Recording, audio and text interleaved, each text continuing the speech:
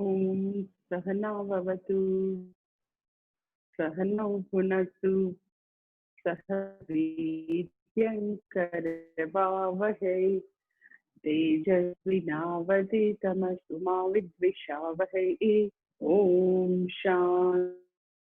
शान्ति शान्तिः। स्मृतिपुराण नमामि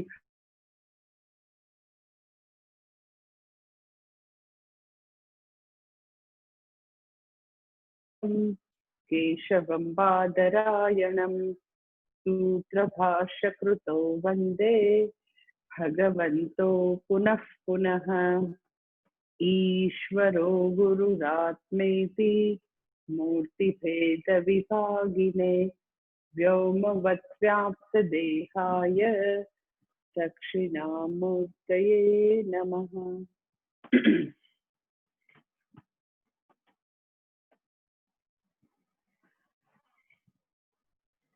ત્રીજો અધ્યાય 41મો શ્લોક કરવાનો છે।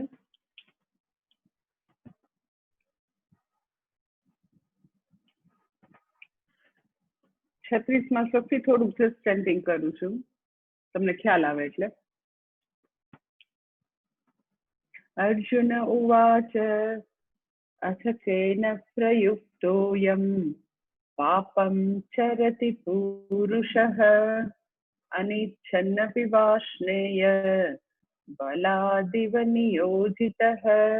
श्रीभगवानुवाच काम एषः क्रोध एषः रजोगुणसमुद्भवः महाशनो महापाप्मा विद्येनमिह वैरिणम् धूमेनाव्रियते वह्निः यथा दर्शो मलेन च यथोल्बेनावृतो गर्भः तथा तेनेदमावृतम् आवृतं ज्ञानमेतेन ज्ञानिनो नित्यवैरिणा कामरूपेण कौन्तेय दुष्पूरेणानलेन च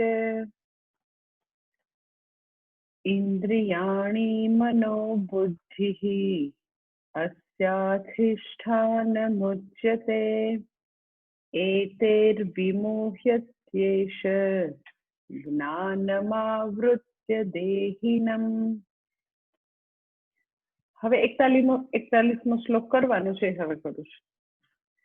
તસ્માत् ત્વમિન્દ્રિયાણ્યાદौ નિયમ્ય ભરતર્ષભ પાપ્માनं પ્રજહિह्येनं જ્ઞાનવિજ્ઞાનનાશનम्।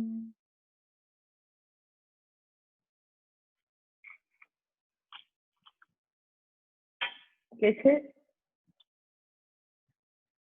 આગળના શ્લોકમાં જે બધી વસ્તુની વાત કરી, હવે 41, 42 અને 43માં ભગવાન અર્જુનનો જે પ્રશ્ન જે છે એનો અહીંયા ઉત્તર આપીને હવે કન્ક્લુડ કરે છે। છેલ્લા 3 શ્લોકમાં અર્જુનનો જે પ્રશ્ન જે છે કે અથ કેન પ્રયુક્તોયમ પાપમ ચરતિ પુરુષઃ, અને એના જવાબમાં ભગવાન કહે છે કે આ કામ અને ક્રોધ જે છે એનાથી તો કે વ્યક્તિ સ્વધર્મનો ત્યાગ કરે છે, પાપ કર્મો કરે છે।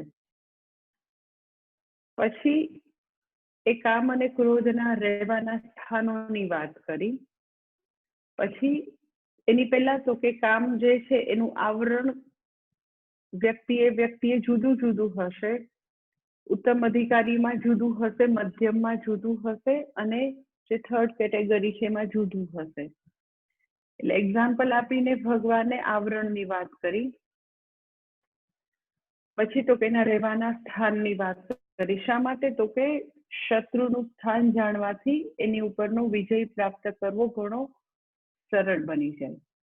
અને હવે ભગવાન આ છેલ્લા 3 શ્લોકમાં તો કે એ જ વસ્તુનો અર્જુનના પ્રશ્નના ઉત્તરને જ આગળ વધારે છે અને કન્ક્લુડ કરે છે। ખૂબ જ સરસ રીતે ભગવાન એનું અહીંયા 3 શ્લોકમાં ઉત્તર આપીને બહુ સરસ રીતે કન્ક્લુડ કરે છે।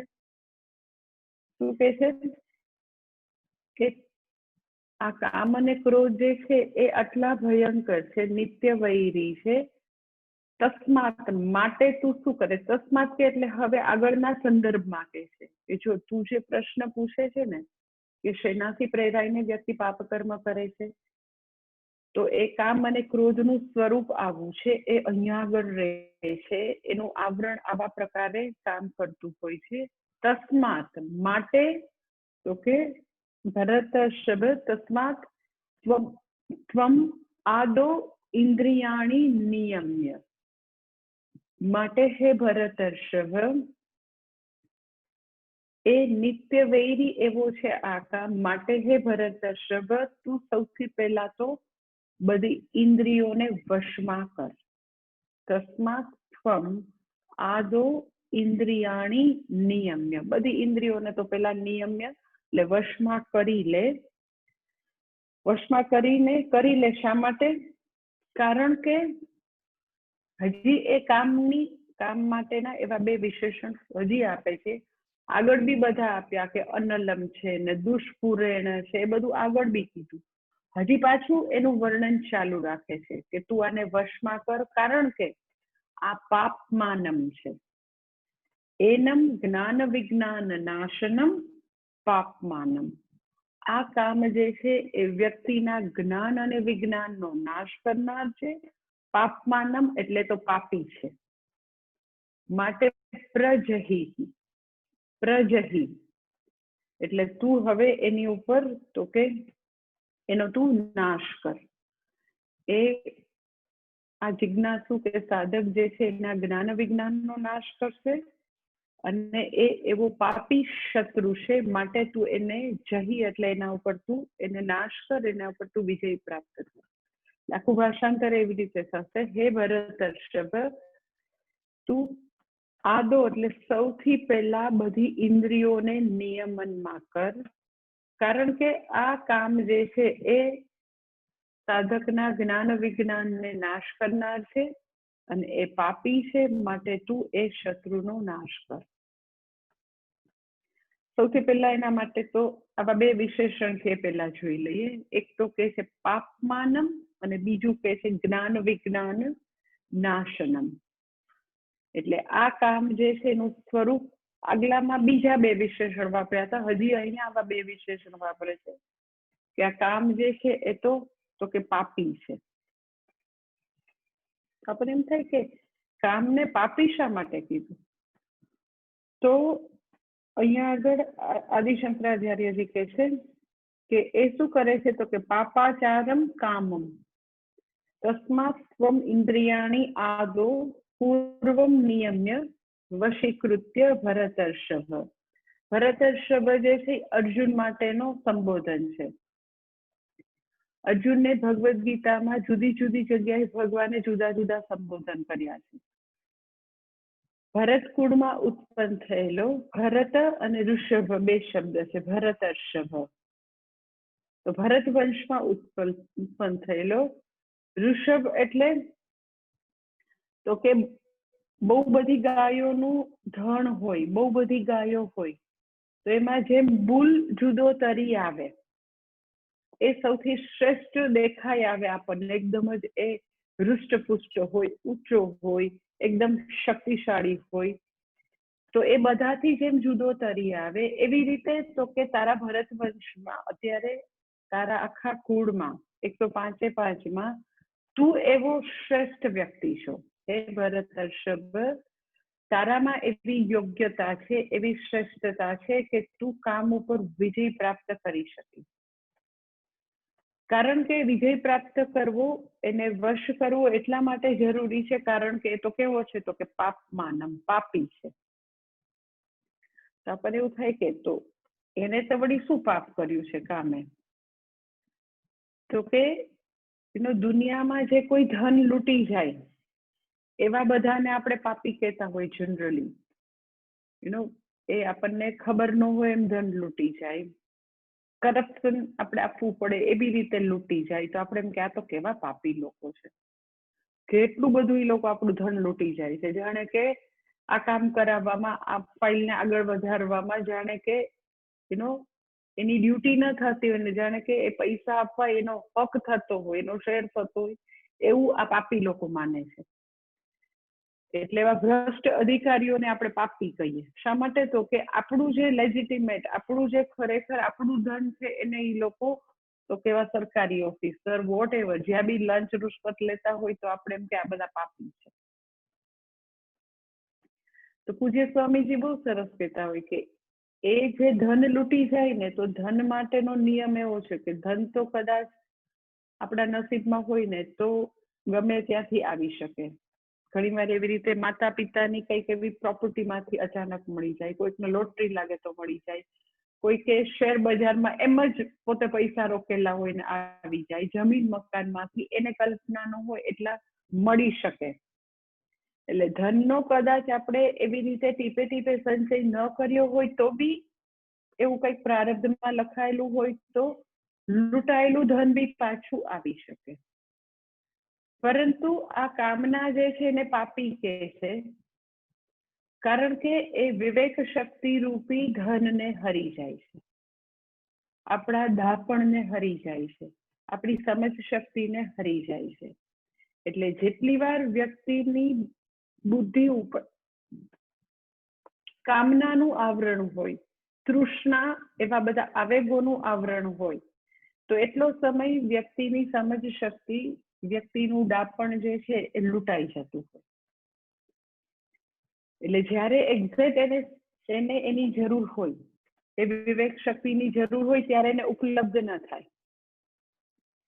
એટલે કામનાને પાપી એટલે કે છે કે એ આપણે ખરેખર એનું ધન જે છે એ કદાચ ટીપે ટીપે ભેગું ન બી કર્યું હોય, પરંતુ વ્યક્તિના જીવનમાં મેચ્યોરિટી છે, સમજ શક્તિ છે, દાપણ છે, તો એ બધું કોઈને પણ ઓનેસ્ટલી કોઈને એવી રીતે અચાનક આવી નથી જતું. લોટરી લાગે ને વ્યક્તિ જે છે સાવ એટલે સાવ એકદમ જ એનામાં કોઈ સમજદારી નથી, બિલકુલ ચાઇલ્ડિશ જેવો વ્યવહાર કરે 50 વર્ષની વ્યક્તિ, એનામાં કોઈ પણ પ્રકારની પરિપક્વતા નથી. પરિપક્વતા હોય તો એટલી જ છે કે એનું શરીર જે છે એ એડલ્ટ થઈ ગયું છે, એટલી ફિઝિકલ મેચ્યોરિટી જ છે, ઇમોશનલ મેચ્યોરિટી નામની કોઈ વસ્તુ જ ન હોય. અને અચાનક તો કે એને લોટરી લાગી ગઈ અને એનામાં બધી જ બહુ જ એકદમ જ એનામાં દાપણ આવી ગયું, સમજ શક્તિ આવી ગયું, બીજાના સુખ દુઃખને સમજે છે, ખૂબ જ સુંદર રીતે હવે વ્યવહાર કરે છે, એવું આવી જાય તો કે ક્યારેય ના. એટલે એ જે પરિપક્વતા છે, સમજ જે છે એ ધીરે ધીરે આવતી હોય વ્યક્તિમાં, ઓવરનાઇટ ક્યારેય નથી. અને કેવી રીતે આવે? તમને એમ થાય કે ના ના એ તો હવે પછી ઉંમર થાય એટલે તો આવી જાય. કારણ કે ઉંમર થાય એટલે વ્યક્તિ બહુ બધા અનુભવોમાંથી પસાર થાય, તો બહુ બધા અનુભવોમાંથી પસાર થવાથી પણ કઈ દાપણ આવે એવી કોઈ ખાતરી હોતી નથી લાઈફમાં. એટલે કોઈ પણ વ્યક્તિની સમજદારીમાં વધારો કેવી રીતે થાય? તો કે અનુભવોમાંથી કંઈક લર્નિંગ કરતી રહેતો, એ વ્યક્તિ શીખતી રહેતો, અને યથાયોગ્ય શીખે તો. ખાલી શીખવાથી પણ ન થાય, કારણ કે ઘણા લોકો મેં એવા જોયા છે કે એવા બધા ગુંડાઓની બધી વસ્તુ સાંભળીને એને એવું થાય કે આ તો વધારે સારું, આ તો ભાઈ લોક છે તો વધારે સારું. એટલે પિક્ચરમાંથી પણ એવું લોકો શીખીને આવતા હોય છે, એવું મેં સાંભળ્યું છે. એટલે અનુભવમાંથી પસાર થાય એટલે પણ દાપણ નથી આવતું, અનુભવમાંથી એની મેળે મેળે પોતે એનાલિસિસ કરીને લર્નિંગ કરે એમ પણ નથી આવતું. એટલે યથાયોગ્ય રીતે પોતે એનાલિસિસ કરે અને પોતે એમાંથી શું ગ્રહણ કરવા જેવું છે એવું સતત વ્યક્તિ ગ્રહણ કરતી રહે તો એના દાપણમાં વધારો થાય, એની સમજ શક્તિમાં વધારો થાય, એની એવી ઇનર મેચ્યોરિટી, ઇમોશનલ મેચ્યોરિટી તો આવે, અને તો એ ભગવદ્ ગીતા ભણવા માટેની પાત્રતા પ્રાપ્ત કરી શકે. કારણ કે પોતે પોતાના એક્સપિરિયન્સનું analysis as it is objectively કરેલું છે. એટલે જે દાપણ રૂપી ધન જે છે એ કોઈને એમ જ કોઈ લોટરી લાગે એવી રીતે મળતું નથી. દરેક વ્યક્તિએ એ પ્રાપ્ત કરવા માટે બહુ બધી સ્ટ્રગલ કરવી પડે. અને ઘણીવાર બહુ બધી વાર એવું હોય છે કે બહુ બધી એવી મુશ્કેલ પરિસ્થિતિમાંથી વ્યક્તિએ પસાર થવું પડે અને બધી પરિસ્થિતિઓ એને યથાયોગ્ય સમજ આપતી હોય. એટલે કામના જે છે, આવી બાઇન્ડિંગ ડિઝાયર જે છે એને પાપી કે છે, કારણ કે એ આપણે ટીપે ટીપે વર્ષોના શ્રમ પછી જે આપણે ઢાંકણ ભેગું કરેલું છે, જે સમજદારી આપણને પ્રાપ્ત થઈ છે, એને હરી જાય છે. એટલે દુન્યવી ધન તો કદાચ થોડું ઘણું ઓછું થાય તો ભગવાનની કઈ કૃપા થાય તો એ પાછું બી મળી શકે, પરંતુ વિવેક શક્તિને, આપણી સમજ શક્તિને, આપણા ડાપણને એ કામનાનું આવરણ જે છે, કામનાનું આવરણ એની પર છવાઈ જાય અને એક્ઝેક્ટલી જ્યારે આપણને જરૂરત હોય ત્યારે એ ડાપણ આપણને ઉપલબ્ધ ન થાય. ઇટ ઇઝ લાઈક કર્ણ જેવી શાપિત મેમરી આપણી, એક્ઝેક્ટલી જ્યારે એને એ વિદ્યાની જરૂર હોય ત્યારે એ કર્ણને એ વિદ્યા ઉપલબ્ધ ન થાય. એટલે જ્યાં સુધી વ્યક્તિમાં કામનાનો આવેશ છવાયેલો હોય એની બુદ્ધિ ઉપર, ત્યાં સુધી એને પોતાનું ડાપણ ઉપલબ્ધ થતું નથી. માટે તો કે એને ભગવાન અહીંયા પાપી કહે છે. એટલે કામના માટે આ છેલ્લા 3-4 શ્લોકમાં ભગવાને બહુ બધા શબ્દો વાપર્યા. નિત્ય વૈરી છે ને, અનલહ છે ને, દુષ્પુરેણ છે ને, અહીંયા આગળ કહે છે પાપ માનમ છે, કે આપણા ડાપણને હરી જાય છે. અને પછી તો કે બીજું એના માટેનું, કામના માટેનું વિશેષણ કે છે જ્ઞાન વિજ્ઞાન નાશનમ. એ આપણા જ્ઞાન અને વિજ્ઞાન બંનેનો નાશ કરે છે. જ્ઞાન અને વિજ્ઞાન જે છે એના માટે આદિ શંકરાચાર્યજી ભાષ્યમાં કહે છે જ્ઞાનમ શાસ્ત્રતઃ આચાર્યતઃ ચ આત્માદીનામ અવબોધઃ વિજ્ઞાનઃ વિશેષતઃ તદ અનુભવઃ તયોઃ જ્ઞાન વિજ્ઞાનયોઃ શ્રેયઃ પ્રાપ્તિ હેતુઃ નાશનમ. એકદમ ક્લીન ભાષ્યમાં કહે છે, એકદમ સમજાય એવું તમને કે જ્ઞાનમ એટલે શું, તો કે શાસ્ત્રતઃ આચાર્યતઃ. જ્ઞાન એટલે એ આપણે ગુરુ મુખેથી જે શાસ્ત્રનું શ્રવણ કરેલું હોય ને, જે આપણને જ્ઞાન પ્રાપ્ત થાય એને જ્ઞાન કહે છે. જ્યારે બી જ્ઞાનની વાત કહેશે ને તો ક્યારેય આદિશંકર એવું નહીં કે હા તમે તો ચોપડી વાંચી લીધી, તમે તો પછી તમારી મેળે એ કોઈ બી વસ્તુનું સ્ટડી કરી લીધું ને, એવું નહીં કે. ખાલી શાસ્ત્ર પણ નહીં કે તમે શાસ્ત્ર વાંચ્યા એવું પણ નહીં કે. ખાલી ગુરુ એ જ્ઞાન આપ્યું એવું પણ નહીં કે. કારણ કે ખાલી એમને જ ગુરુ આપે તો ગુરુ એના કપોલ કલ્પિત શાસ્ત્રો પણ ભણાવી શકે. 50 વર્ષ પહેલા એવા જે પોતાની જાતને આચાર્ય અને ગુરુ કહેતા હોય, બાપજી કહેતા હોય, ભગવાન કહેતા હોય ને વોટેવર જે બી પોતાને કહેતા હોય, તો એને પોતે પોતાની રીતે પોતાના શાસ્ત્રો લખેલા છે.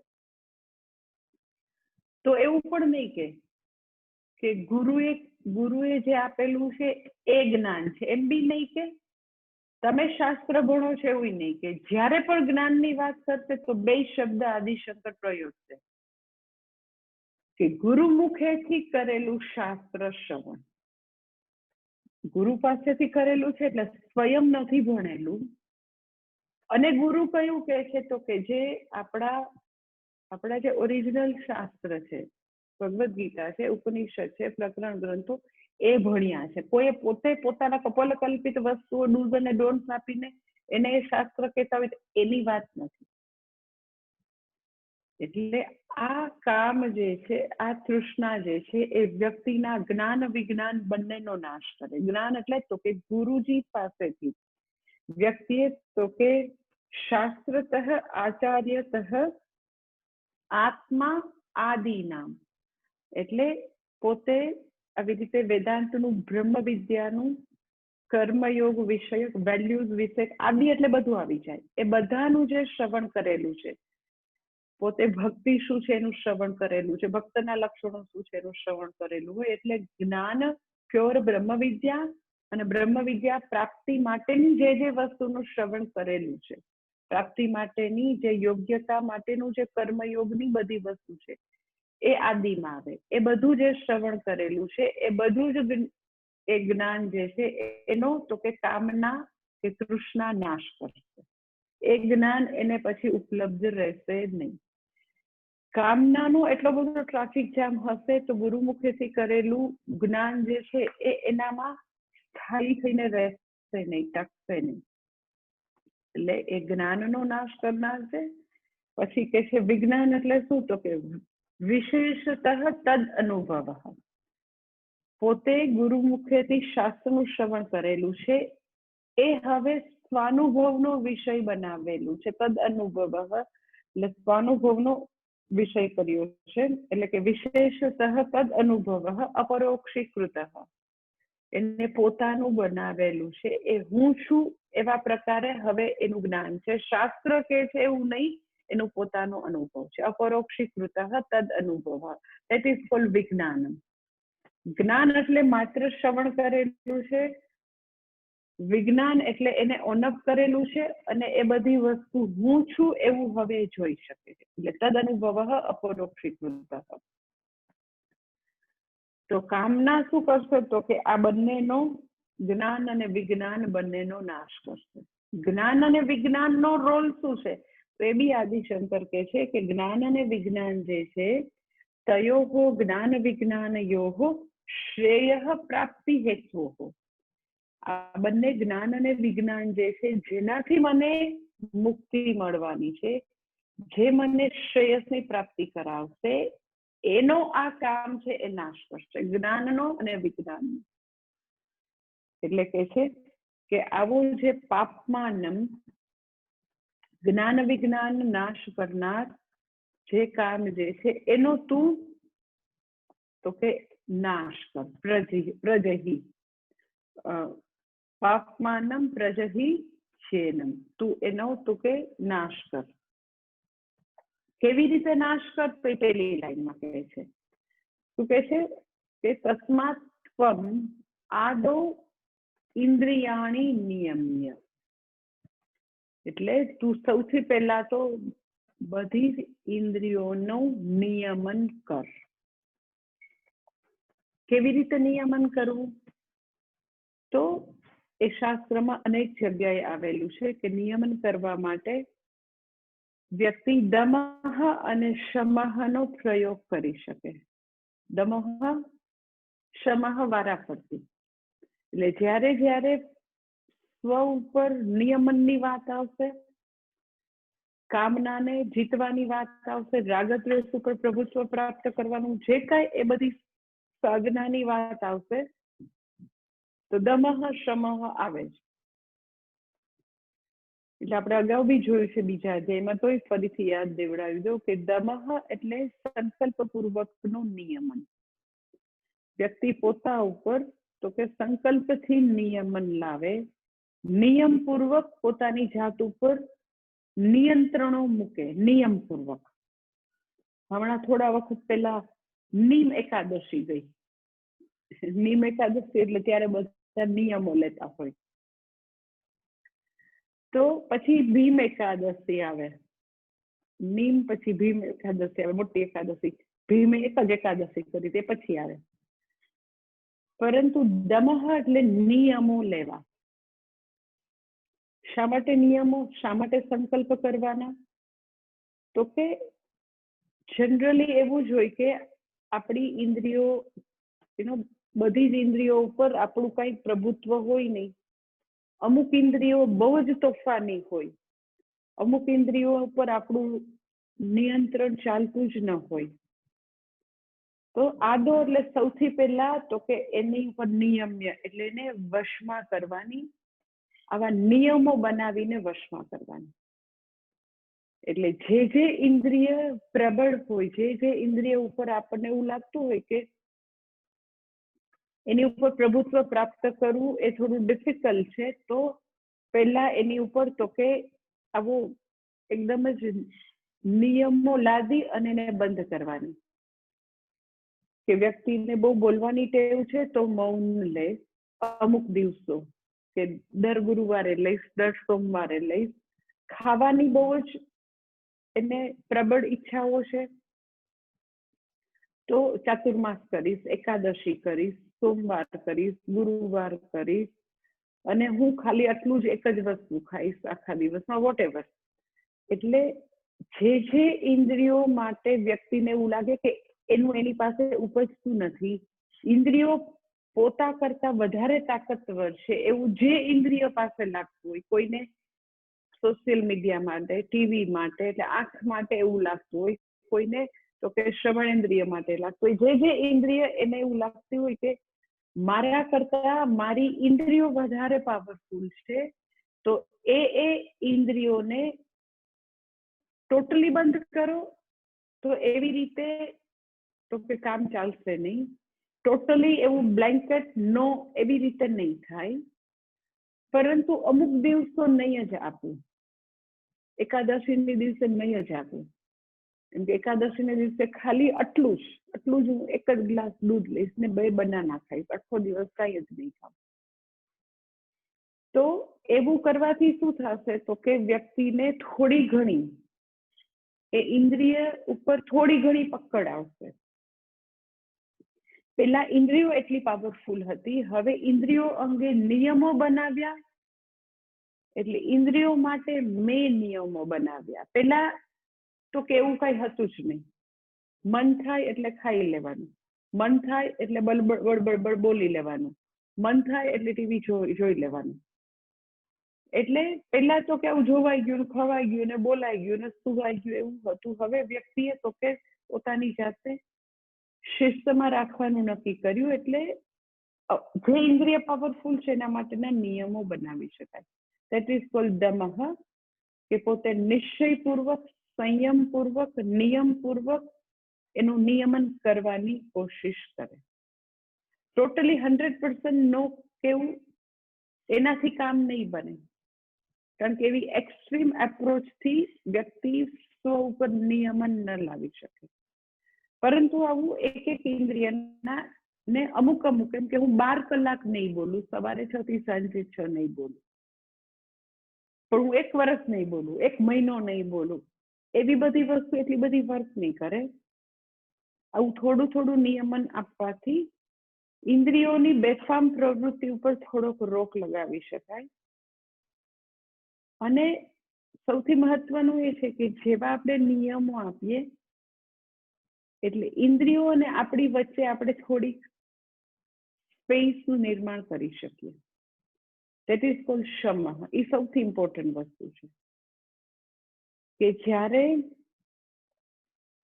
બધી જ ઇન્દ્રિયો આપણને પૂછ્યા વિના બેફામ રીતે વર્તે છે, ઇનફેક્ટ આપણે બહુ નોટિસ પણ ન કરતા હોય એવું પણ બની શકે, આપણને ખબર ન હોય, એટલે આપણે ઇન્દ્રિયોની બેફામ પ્રવૃત્તિ સાથે ઇન્દ્રિયોની પ્રવૃત્તિ અને હું બંનેનો લંપ થઈ ગયો હોય. કે વ્યક્તિને ખબર જ નથી કે એ કેટલું ખાય છે, એ કેટલું બોલે છે. એટલે શમઃ એટલે શું, તો કે એ બંને વચ્ચે ઇન્દ્રિયોની પ્રવૃત્તિ અને હું વચ્ચે we should create some space. એટલે આપણને પહેલા તો એ ખબર હોવી જોઈએ કે આ હું છું અને આ બધી ઇન્દ્રિયોની પ્રવૃત્તિ છે. This is very important. એટલું બધું એમ કે મિકેનિકલ લાઈફ ચાલતી હોય, એટલી ફાસ્ટ લાઈફ ચાલતી હોય, તો એ બધી વસ્તુઓ જે છે એનાથી આપણે આપણી જાતને દૂર ઉભા રહીને ઓબ્ઝર્વ નથી કરી શકતા, વિટનેસ બનીને જોઈ નથી શકતા. એટલે શમઃ એટલે સાક્ષી ભાવે પેલા તો ઇન્દ્રિયની પ્રવૃત્તિને આપણે જોઈએ, અને તો ખબર પડે કે હા અહીંયા કંઈક નિયંત્રણની જરૂર છે. અત્યારે હું અને બધી ઇન્દ્રિયોની પ્રવૃત્તિમાં ખરેખર લંપ થઈ ગયો છે. એટલે દુનિયાની બધી દોડધામમાં, પ્રવૃત્તિમાં એટલા બધા ખૂપેલા હોય એટલે ખબર જ નથી કે શું છે. This is very, I tell you, this is very important and subtle point, કે વ્યક્તિને આ ખબર હોવી જોઈએ કે મારે હું અને મારી ઇન્દ્રિયોની પ્રવૃત્તિ બે જુદા પડવાનું છે. સ્પેસ બનાવવાની છે.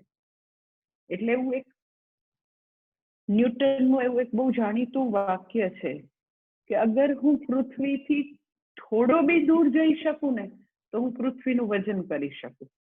થોડોક દૂર જાઉં તો એમ.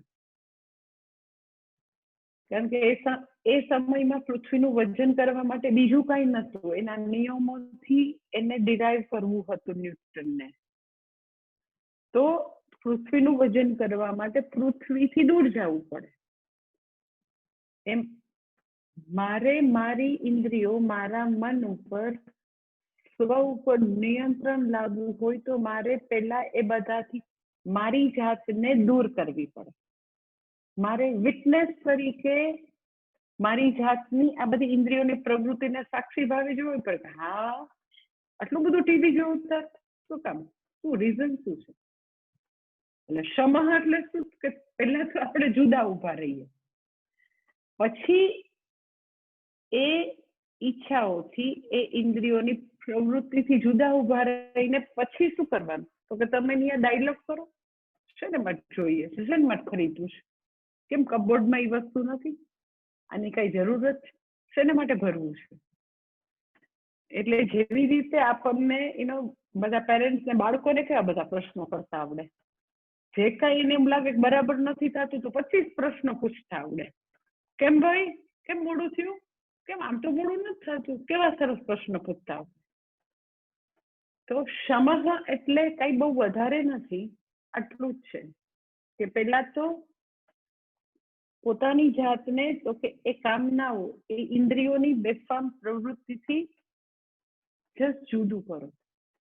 It's so beautiful, I tell you. એટલી સરસ એ ઇનર જર્ની છે, એટલી સરસ સાધના છે કે એ શત્રુ જે છે, કોઈ પણ શત્રુ જે છે એ તાકતવર ક્યારે થાય? ઘરના માણસો ભળી જાય એટલે. કોઈ બી શત્રુ તાકતવર ત્યારે જ થાય. બ્રિટિશરો જે છે યમસ્તે આપણી ઉપર રાજ કરી ગયા. શું કામ? તો કે આપણા બધા કેટલા એવા જયચંદ્રો જે છે એની યારે ભળી ગયા હોય. એમ અત્યારે બી ઇન્દ્રિયો કે કામના કે ઇન્દ્રિયોની પ્રવૃત્તિ આટલી પાવરફુલ શું કામ થઈ છે કે એની ઉપર વિજય પ્રાપ્ત કરવો એ ભગવાન એમ કે દુરાસદમ, નિત્ય વૈરી, દુષ્પુરેણ, કેટલા વિશેષણ ભગવાન વાપરે. ખાલી તો 3જા અધ્યાયની વાત કરું છું.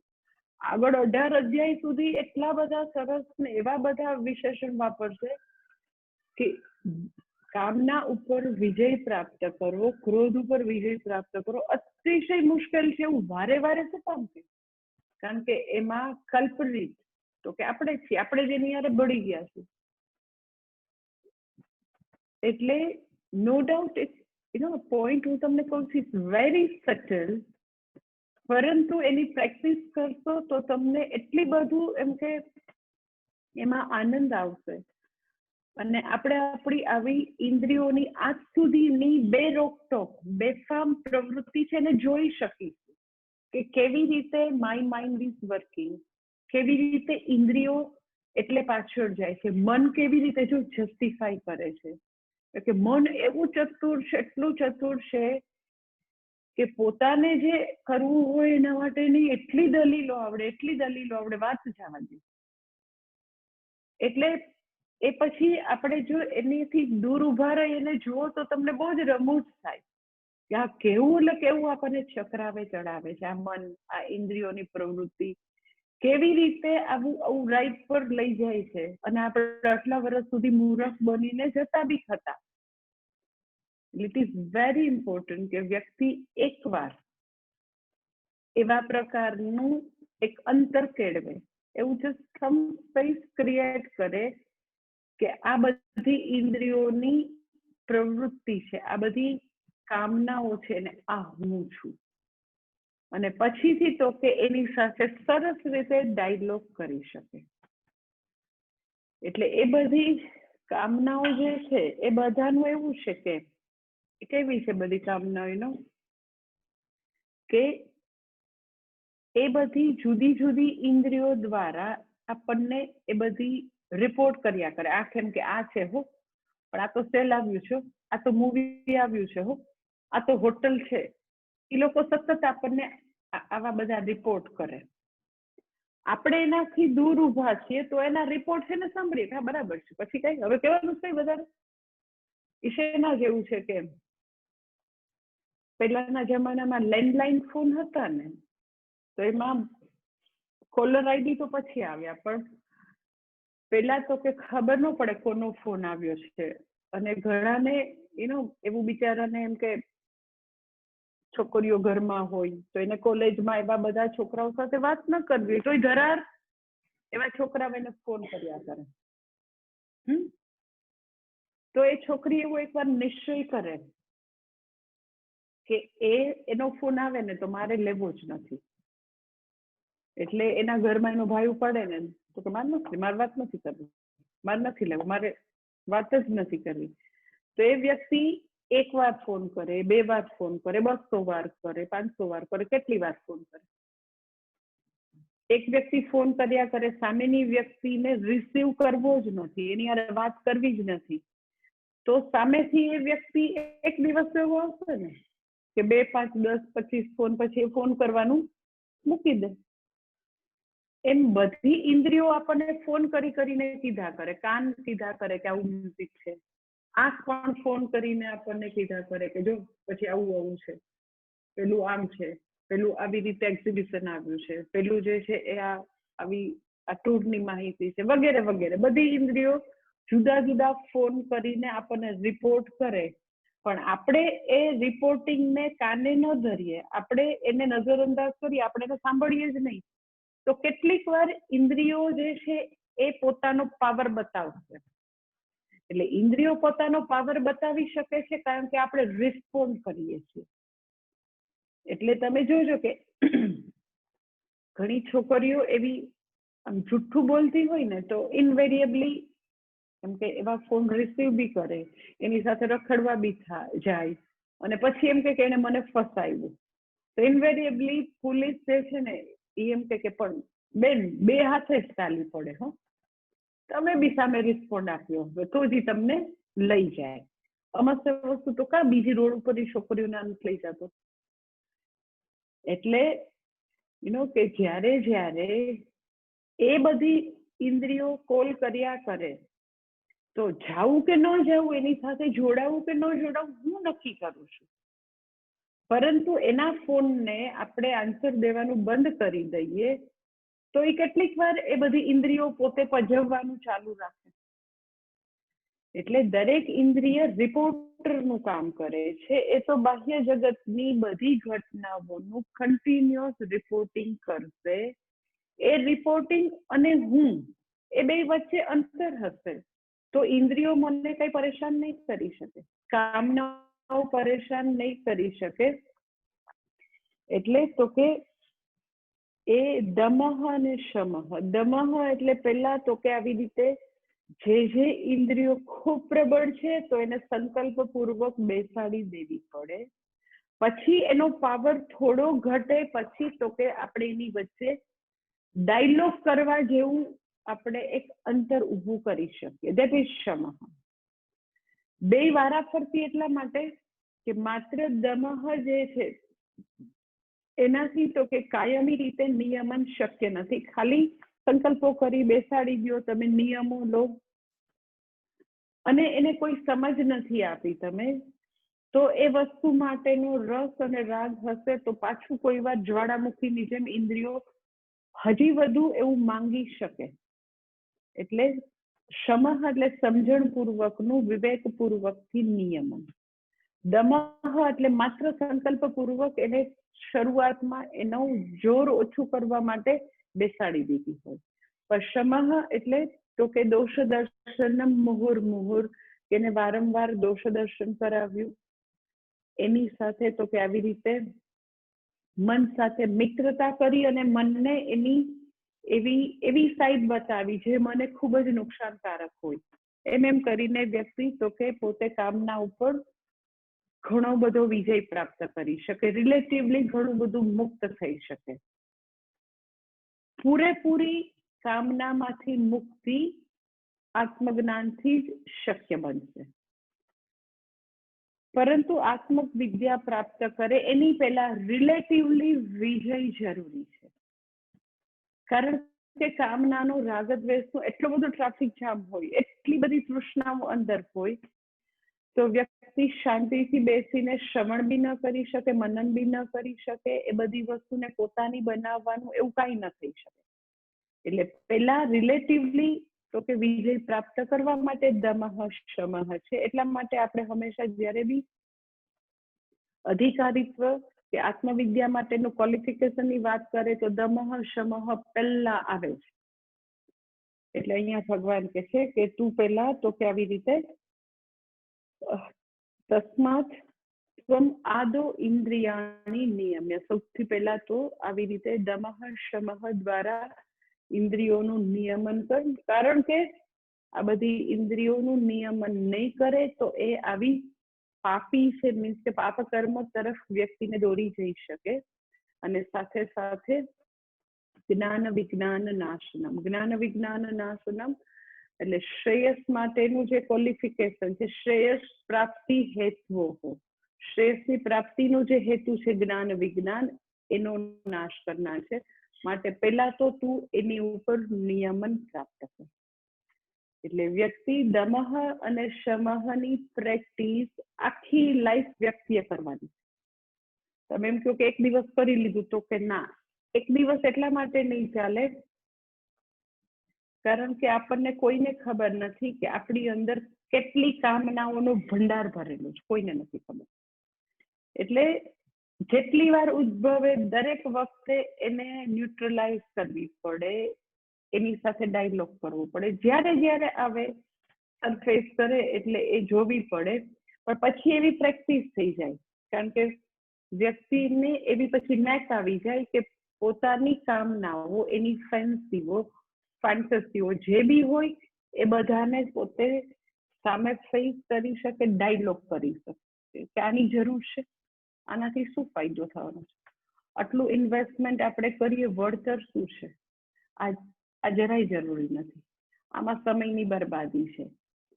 એટલે દરેકે દરેક ઇન્દ્રિયોની આવી જે ફેન્સી હોય એ ગમે ત્યારે ઉઠશે, પરંતુ એનાથી ડરવાની જરૂર નથી. કારણ કે વ્યક્તિને એને કેવી રીતે ન્યુટ્રલાઇઝ કરવી, કેવી રીતે એનું શમન કરવું, એને ખબર પડી ગઈ છે. કોઈ પણ ઇન્દ્રિયની એવી ડિમાન્ડ હોય તો એ ડિમાન્ડને એવું નથી કહેતી કે દરેક વખતે ડિમાન્ડને ના જ પાડે, પરંતુ એ ડાયલોગ આવી રીતે કરે કે આ ધર્મયુક્ત છે, આ યોગ્ય છે, કરવા જેવું છે. એટલે ઈચ્છાઓ જે છે એને ગુલામ નથી બનાવતી, એ ઈચ્છાની એ વ્યક્તિ સ્વામી છે. અને ઈચ્છાઓ એની પરમિશનથી હવે આવશે. અભિવ્યક્ત ઈચ્છાઓને અભિવ્યક્ત કરવી તો કેટલા પ્રમાણમાં કરવી, ક્યારે કરવી, કેવી રીતે કરવી, આટલું બધું જ્યારે મારા હાથમાં, મારા જીવનનો ડોર આટલો બધો મારા હાથમાં હોય તો પછી ઈચ્છાઓ મારું બગાડી શકશે નહીં. એટલે ઈચ્છાઓ જે છે એને એની ઉપર 100% રોક લગાવવાની એવી કોઈ વાત નથી. શમઃ એટલે આટલું જ છે કે ઈચ્છાઓ ઉદ્ભવે છે ત્યાં મારો કોઈ બસ નથી, ઉદ્ભવે. કારણ કે ઉદ્ભવવાની છે જન્મો જન્માંતરના અંદર બીજ પડેલા છે, તો ઉદ્ભવશે, પણ મને એનાથી ડર નથી. કારણ કે એ ઉદ્ભવે પછી ઈચ્છા અને હું બંને જુદા ઉભા રહી અને ઈચ્છાને સામે ઉભી રાખીને હું એને બહુ બધા પ્રશ્નો પૂછીશ. That is very big thing. That is, I tell you, total command છે, પોતા ઉપરનો ટોટલ કમાન્ડ. એક પણ ઈચ્છા મારી પરમિશન વગર વ્યક્ત થઈ જાય, મને અડધી કલાક શું છે એની ઈચ્છાથી માંડીને મારે કેટલું ખાવું, કેટલું જોવું, કેટલું શોપિંગ કરવું, કેટલું બોલવું, બધી જ ઈચ્છાઓ તો કે મારી પરમિશન વગર એક કઈ ઈચ્છાની તાકાત નથી કે કઈ કરી જાય. તો પછી એ ઈચ્છાઓ જે છે એ મારા માટે ક્યારેય હાનિ કરતા નથી. કારણ કે એ સ્ટીયરિંગ વ્હીલ, ઈચ્છાઓનું ટોટલ કમાન્ડ મારી પાસે છે. ધેટ ઇઝ રિયલ સ્વામિત્વ, ધેટ ઇઝ રિયલ પ્રભુત્વ. કે વ્યક્તિ જે છે એને બરાબર ખબર છે, એ લેજિટિમેટ છે, એ ધાર્મિક ઈચ્છાઓ છે, એ યોગ્ય છે, તો પણ એને કેટલા પ્રમાણમાં અને કેવી રીતે અભિવ્યક્તિ આપવી. સૌથી પહેલા તો એની યોગ્યતા તપાસે છે કે ધાર્મિક છે કે અધાર્મિક. એમાં કોઈ પણ પ્રકારના યુનિવર્સલ વેલ્યુ, સામાન્ય ધર્મનો લોપ તો નથી થતો. પછી એ આવશ્યક છે, જરૂરી છે, એ વ્યવહારુ છે, એ ઈચ્છા, એનાથી મને શું પ્રાપ્ત થશે, હું શું ગુમાવીશ, એ બધી વસ્તુનું પોતે બરાબર વિશ્લેષણ સતત થતું જ રહેતું હોય. અને પછી એ ઈચ્છાઓને પૂર્ણ કરે તો એવી ઈચ્છાઓ જે છે એ કોઈ દિવસ હાનિ કરતા નથી. એટલે કે છે કે ધેટ ઇઝ કોલ્ડ શમઃ, કે વ્યક્તિને બરાબર ખબર છે કે કેવી રીતે મારે દમઃ શમઃ દ્વારા ઈચ્છાઓને ટોટલી મારા પોતાના કબજામાં રાખવી, મારા નિયમનમાં રાખવી. ધેટ ઇઝ કોલ્ડ તો કે નિયમ્ય, ઇન્દ્રિયાણી આદો નિયમ્ય, કે વ્યક્તિએ પોતે પૂરેપૂરું એની ઉપર નિયમન પ્રાપ્ત કરેલું છે. અને દમઃ શમઃ પછી ભગવાન હવે પછીના 2 શ્લોકમાં મેં તમને કીધું કે દમઃ શમ દ્વારા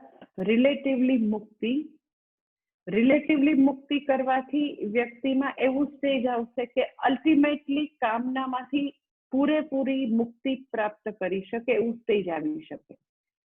એટલે પહેલું સ્ટેજ આ છે કે રિલેટિવ મુક્તિ, એટલે દમઃ શમ મારા જીવનમાં પૂરેપૂરું છે. એ આવી જાય પછી તો કે ઈચ્છામાંથી, કામનામાંથી કાયમી મુક્તિ બ્રહ્મ વિદ્યાથી છે. તો હવે ભગવાન છેલ્લા 2 શ્લોકમાં એ વસ્તુની વાત કરી અને અધ્યાય પૂરો કરે છે. છેલ્લા 2 શ્લોકમાં કહે છે કે માટે તું આત્મજ્ઞાન પ્રાપ્ત કર. જો તારે કામરૂપી શત્રુનો નાશ કરવો છે, તને એવું લાગે છે અથવા તેન પ્રયુક્તમ, શેનાથી પ્રેરાઈને વ્યક્તિ પાપકર્મો કરે છે, તો અલ્ટિમેટલી અજ્ઞાન નાશથી તો કે એ બધી વસ્તુમાંથી મુક્તિ છે. એટલે અર્જુનનો પ્રશ્ન જે છે એનો ભગવાન આવી રીતે 2 રીતે જવાબ આપે છે. પહેલું તો કે આવી રીતે રિલેટિવ મુક્તિની વાત કરે છે, અને પછી તો કે ટોટલ મુક્તિની વાત કરે છે કે કામ અને ક્રોધમાંથી હંમેશ માટે મુક્તિ તો કે બ્રહ્મ વિદ્યાથી છે. 42 અને 43 જોઈ લઈશું. ઇન્દ્રિયાણી પરાણ્યાહુઃ ઇન્દ્રિયેભ્યઃ પરમ મનઃ મનસસ્તુ પરા બુદ્ધિઃ યો બુદ્ધેઃ પરતસ્તુ સઃ.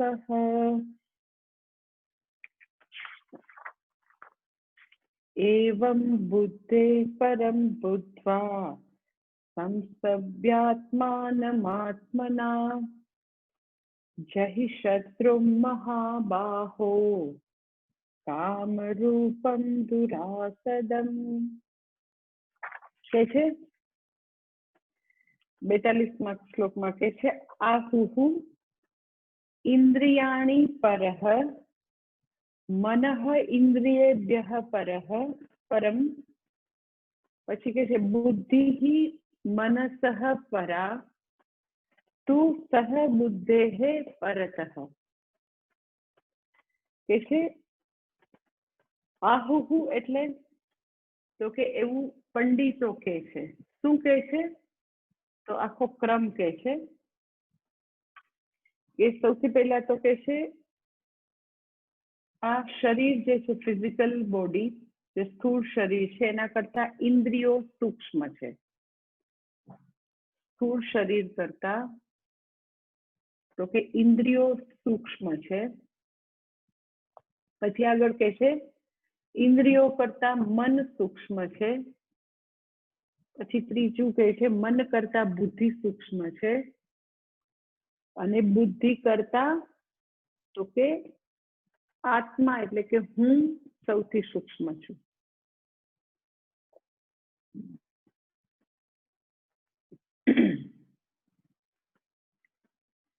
એટલે અહીંયા આગળ ભગવાન જે છે એ આદિશંકરાચાર્યજી કહે છે કે એનું શરીર, મન, બુદ્ધિ, ઇન્દ્રિય બધાનું અધિષ્ઠાન હું છું, પરમ આત્મા હું છું. અને હુંના જ્ઞાનથી કામ ઉપર સંપૂર્ણ વિજય સંભવી શકે. રિલેટિવલી તો કે દમઃ શમઃ દ્વારા. સંપૂર્ણ વિજય તો કે સર્વનું અધિષ્ઠાન પરમ આત્મા પરમાત્માના દર્શનથી જ્ઞાનથી સંપૂર્ણ વિજય. તો એ પર આત્મા શું છે, તો એની આખું બતાવે છે કે પર આત્મા શું છે, એનો આખો ક્રમ બતાવે છે. એ કેવો છે, તો કે સૌથી સૂક્ષ્મ છે અને એના જ્ઞાનથી તું મુક્ત થઈશ. સૌથી સૂક્ષ્મ એટલે કેવી રીતે સૂક્ષ્મ, તો કે આવો સરસ ક્રમ બતાવે છે.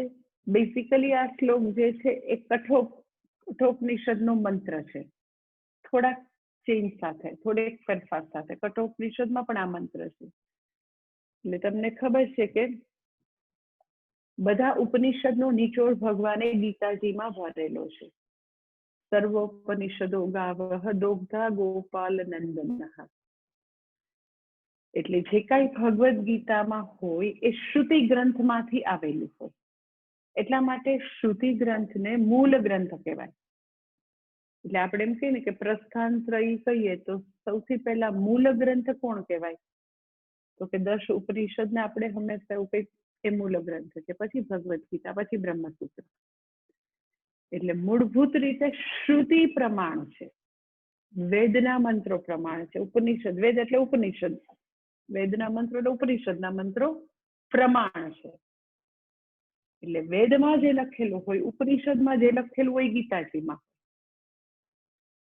એટલે આપણે એમ કે શ્રુતિ સ્મૃતિ પુરાણાના, જે શ્રુતિ સ્મૃતિ પુરાણ જે આપણે ક્રમ કહીએ એટલા માટે આવી રીતે કહીએ. એટલે એની વાત તો તમને આટલી ખબર હોવી જોઈએ કે ઘણા બધા મંત્રો, લાઈક બીજા અધ્યાયમાં બી મંત્રો જે છે એ શ્લોક જે છે એ કઠોપનિષદના છે, અહીંયા બી કઠના છે, કઠનો આ મંત્ર છે. તો શું કે છે મંત્રમાં, તો કે સૌથી પહેલા હું તો કે સૂક્ષ્મતાનો ક્રમ બતાવે છે કે સૌથી સ્થૂળ શું છે, તો કે શરીર છે. શરીર કરતા ઇન્દ્રિયો સૂક્ષ્મ છે. શરીર કરતા ઇન્દ્રિયો સૂક્ષ્મ છે એટલે શું, તો કે શરીર જે છે એ અહીંયા છે કોઈક પોઈન્ટ P1 ઉપર, પરંતુ ઇન્દ્રિયો જે છે એની પહોંચ ભલે એ શરીરની અંદર ફિટ કરેલી છે, આંખ, કાન, નાક બધું, પરંતુ એની પહોંચ શરીર કરતા વધારે છે. એટલે શરીર કરતા ઇન્દ્રિયો સૂક્ષ્મ એટલે શું, તો કે એની પહોંચ વધારે. શરીર એક સ્થાન ઉપર બેઠેલું છે, પણ આંખ વડે વ્યક્તિ આકાશને જોઈ શકે, આકાશના તારાને જોઈ શકે. એટલે ઇન્દ્રિયોની પહોંચ આટલી બધી વધારે. શરીર ત્યાં જ બેઠેલું છે, એટલે શરીરને સ્થૂળ કે ગ્રોસ બોડી કે, પરંતુ એ ગ્રોસ બોડી કરતા ઇન્દ્રિયો વધારે સટલ છે, સૂક્ષ્મ છે, કારણ કે એની પહોંચ વધારે છે, એની વ્યાપકતા વધારે છે compared to gross body. Plus એ વ્યાપક પણ છે અને સૂક્ષ્મ પણ છે, સટલ છે.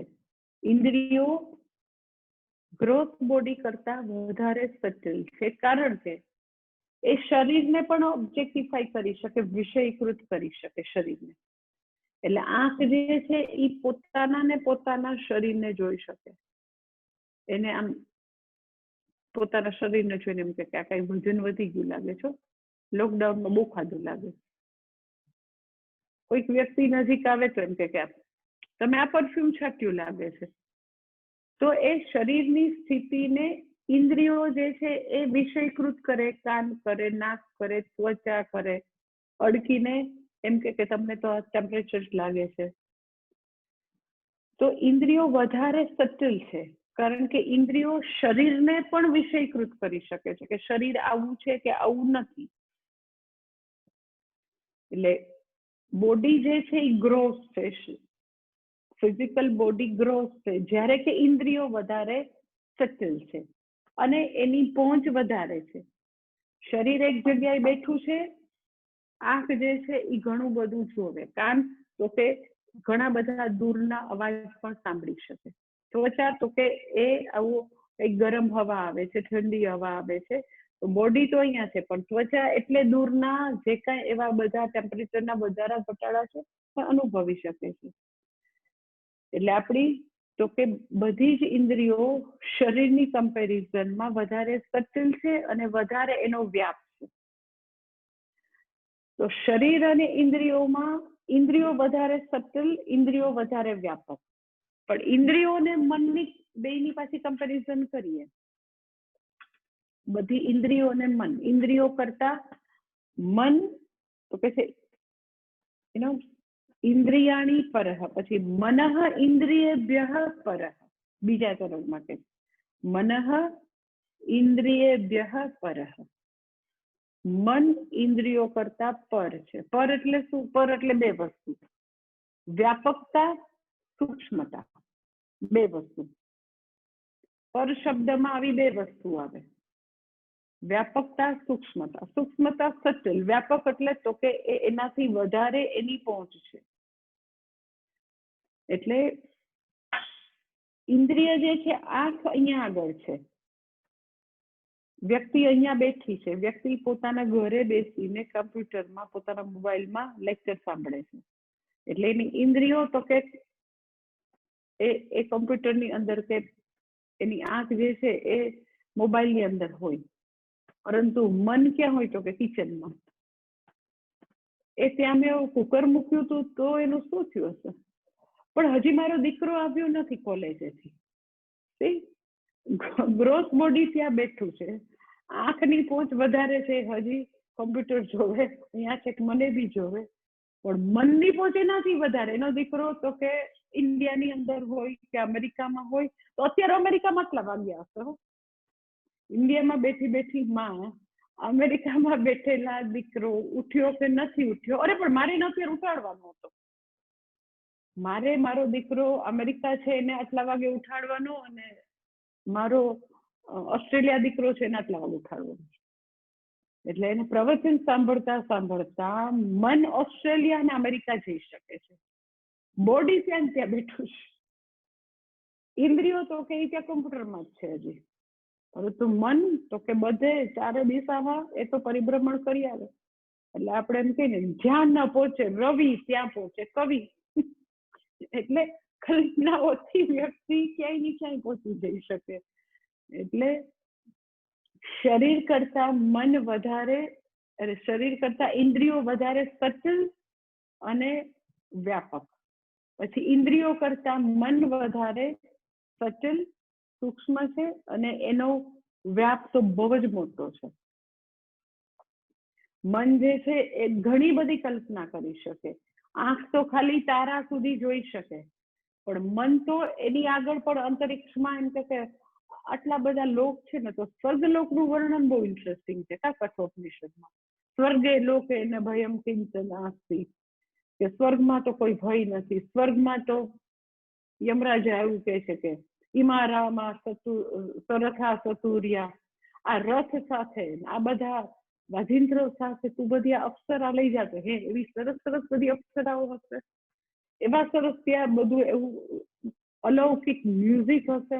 સાંભળવું જોઈએ હો, સ્વર્ગમાં જઈએ તો ત્યારે ખબર પડે.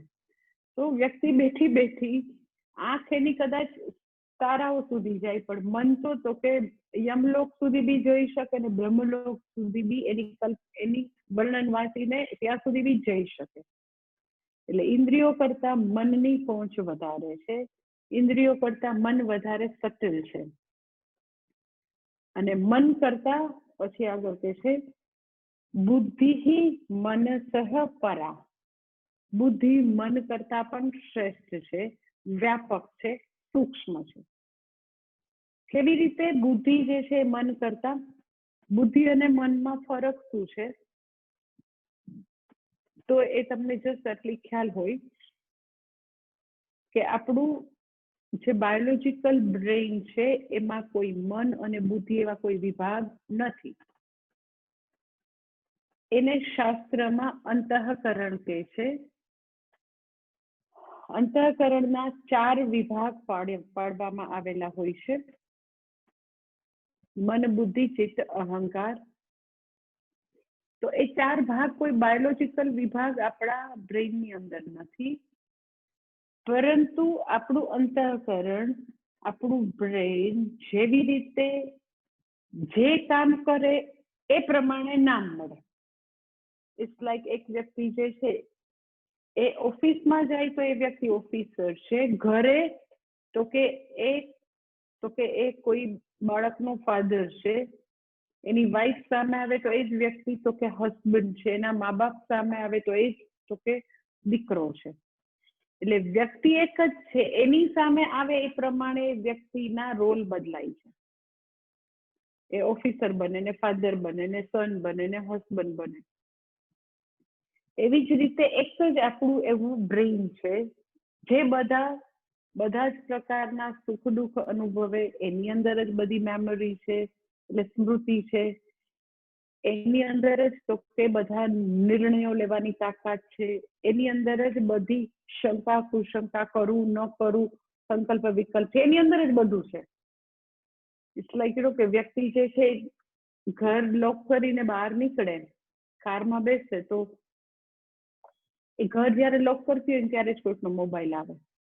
તો તમે જોજો કે તમે એવી રીતે ઇમ્પોર્ટન્ટ કોઈક તમારું તિજોરી બંધ કરતા હોય, કપબોર્ડ બંધ કરતા હોય, મેઇન ડોર બંધ કરતા હોય, ત્યારે કોઈનો ફોન આવે ને, અને ફોન એટલો ઇમ્પોર્ટન્ટ હોય ને, પછી તમે કારમાં બેસો ને તો પછી તમને એવું ડાઉટ આવે કે મેં ઘર બંધ કર્યું કે ન કર્યું. 7 વાર આવી રીતે મારે લાઈફ કરવાના હતા. મેઇન ડોર છે એટલે બહુ સેફ્ટીનું ધ્યાન રાખવું પડે, તો મેં 7 વાર કર્યા કે ન કર્યું, ખુલ્લું રહી ગયું કે બંધ કર્યું. તો એટલે મનનું કેવું હોય કે એટ એ ટાઈમ એક જ ઇમ્પોર્ટન્ટ વસ્તુ કરી શકે. બીજી વસ્તુ જે આપણે કરતા હોય મિકેનિકલી થતી હોય, થાય ખરી મિકેનિકલી. મિકેનિકલ એટલે શું? તો કે આપણે ત્યાં નથી. ઓકે, આપણે ત્યાં નથી એટલે જેવું ફોન મુકાય એટલે આપણે ત્યાં જઈએ, એનો મન આપણું ત્યાં જાય તો બાય ધ ટાઈમ કાર તો આગળ નીકળી ગઈ. બંધ કર્યું કે ન કર્યું, કર્યું કે ન કર્યું. એટલે કર્યું કે ન કર્યું એ જ્યારે ચાલી છે દિમાગની અંદર, અંતઃકરણની અંદર, એવી અવસ્થાને મન કહે છે. ઓકે, પરંતુ વ્યક્તિ પછી આમ આખું ફ્લેશબેકમાં યાદ કરે કે હા પણ મેં આમ બધું યાદ કરે કે હું વાત કરતી હતી, પછી આવું થયું, આવું થયું, આવું થયું, પછી બધા પાછલા સ્ટેપમાં જાય ને, ના કર્યું જ છે બંધ, પાછું જવાની જરૂર નથી, કાર મેં કર્યું જ છે. તો પેલા કર્યું નથી કર્યું એવી અંતઃકરણની અવસ્થા, સંકલ્પ વિકલ્પ કે એને એક જ અંતઃકરણ, આવી અવસ્થામાં એને મન કે. પરંતુ એની ઉપર તમે એવું રિઝોલ્વ કરો કે ના ના કર્યું જ છે, મને પાકી ખાતરી છે, એવું કઈ સેલ્ફ ડાઉટની જરૂર નથી, કર્યું જ છે. તો એ નિશ્ચય કર્યો એવી જે અંતઃકરણની અવસ્થા છે એને બુદ્ધિ છે. ચિત્ત અને અહંકાર જે છે તો કે બધી જેમાં પાસ્ટ મેમરી રહેલી છે એ બધી ચિત્ત છે. અને ચિત્ત, મન અને બુદ્ધિના બધા કર્મોને હું કરું છું એવું પાછું આપણું અંતઃકરણ એ પણ કહેતું હોય. તો એવી જયારે અવસ્થા છે એને અહંકાર કહે છે. એટલે એક જ અંતઃકરણ છે, એક જ ફિઝિકલ બ્રેઇન છે, એના કામોને, એ જે કામ કરે છે એને અનુરૂપ એ સમયે એને એવું નામ દેવામાં આવે. કોઈ વાર એ વ્યક્તિ જે છે ડિસિઝન ઉપર આવી જ ન શકે. ઘણા લોકો એવા હોય કે એનું વ્યક્તિત્વ જ એવું હોય કે આવું બધું એનું ઇનડિસિસિવ જ ચાલ્યા કરતું હોય, તો એની ઉપર મનનું સામ્રાજ્ય વધારે છે. અમુક વ્યક્તિ તો કે એકદમ ક્લેરિટી છે, એની ઉપર બુદ્ધિનું સામ્રાજ્ય છે. અમુકનું તો કે ચિત્ત, એટલે પાસ્ટ મેમરી એની અંદર ચાલ્યા કરતી, તો ચિત્તનું એની ઉપર ખૂબ જ આક્રમણ છે. પણ અંતઃકરણમાં ઇન શોર્ટ એવા કોઈ વિભાગ નથી. એટલે એનીવે અહીંયા આગળ એવું કે છે બુદ્ધિ મનસઃ પરા. એટલે મન અને બુદ્ધિની જો તમે કમ્પેરિઝન કરો, આપણા અંતઃકરણની નિશ્ચયાત્મિકા વૃત્તિ એની સામે સંકલ્પ વિકલ્પ વાળી વૃત્તિ, એ બંનેની કમ્પેરિઝન કરો તો જે આપણે નિશ્ચય કર્યો છે એ વૃત્તિ વધારે વ્યાપક છે, વધારે સટલ છે, વધારે પાવરફુલ છે. જ્યારે શા માટે પાવરફુલ છે? તો કે સંકલ્પ વિકલ્પને બેસાડી કોણ દે? તાળું બંધ કર્યું છે, બેસી જા, એ ડાઉટ કરવાની જરૂર નથી. એટલે આવી અવસ્થા જે છે એની ઉપર નિર્ણયાત્મિકા જે વૃત્તિ છે એ એના કરતા મહાન કહેવાય, એના કરતા સટિલ કહેવાય, એના કરતા એની વ્યાપકતા વધારે છે, કારણ કે નિર્ણયો ઉપર આપણું જીવન બનતું હોય. એટલે ક્રમ કેવો છે તો કે ગ્રોસ બોડીની કમ્પેરિઝનમાં આપણી બધી સેન્સીસ, આપણી બધી ઇન્દ્રિયો વધારે પાવરફુલ, વધારે વ્યાપક, વધારે સચલ. પછી ઇન્દ્રિયો અને મનની કમ્પેરિઝનમાં મન વધારે તો કે વ્યાપક છે, વધારે પાવરફુલ છે, વધારે સચલ છે. મન અને બુદ્ધિ એ બેની વાત કરીએ તો કે બુદ્ધિ વધારે પાવરફુલ છે, બુદ્ધિ વધારે સચલ, બુદ્ધિ વધારે વ્યાપક. પછી એનાથી આગળ કોણ તો કે હું. એટલે આગળ કે છે તું સહ બુદ્ધે પરતઃ. તું એટલે પરંતુ, પરંતુ તો કે આ પર આત્મા, પરમાત્મા એ તો કે સૌથી પર છે, સૌથી શ્રેષ્ઠ છે, અત્યંત સૂક્ષ્મ છે અને એ સર્વવ્યાપક છે, બધે એ વ્યાપ્ત છે. અને એ પર આત્માને પરમાત્મા રૂપે, એ પર આત્મા એટલે હું ને જ્યારે એ પરમાત્મા રૂપે હું જાણું ત્યારે કામનામાંથી કાયમી મુક્તિ. કેવી રીતે? એના પછીના શ્લોકમાં ભગવાન કહે છે, મંગળવારે જોઈએ.